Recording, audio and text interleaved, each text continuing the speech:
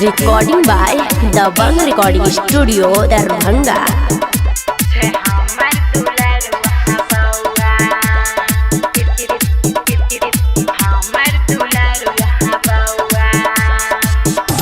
धीरे से कैसे काटे हैं रे लौआ, छे हमर दुलरुआ बउआ।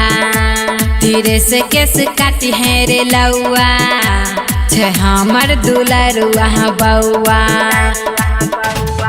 सोना के नथिया देबौ निछौर, और देबौ नोट 500।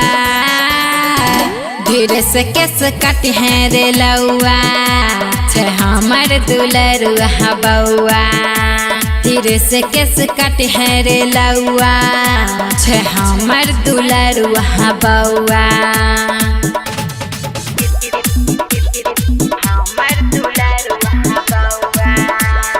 मिक्स बाय साजन राजा।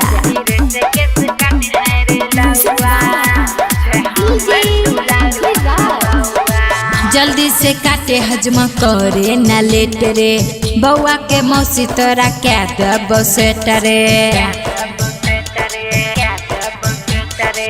जल्दी से काटे हजमा करे न लेट रे, बउआ के मौसी तोरा क्या दब सेट रे। बउआ के मम्मी छौ तोरे तर बैठल, साड़ी में सेंट लगा के गमकौआ।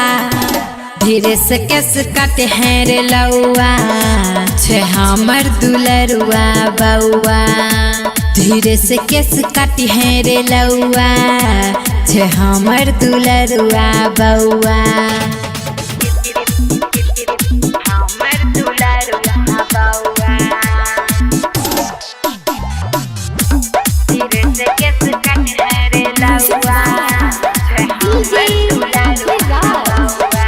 दूरा पे बाजे छे देखी बधैया, दादी लुटाबै छे खूबे रुपैया।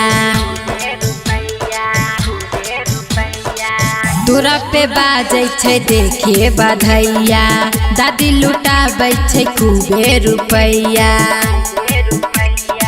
लिखै छे सुनील डीजे पे बाजै, काजल रानी के गीत झमकौआ। धीरे से कैसे काटे हैं रे लौआ, छे हमर दुलरुआ बउआ। धीरे से कैसे काटे हैं रे लौआ, छे हमर दुलरुआ बउआ।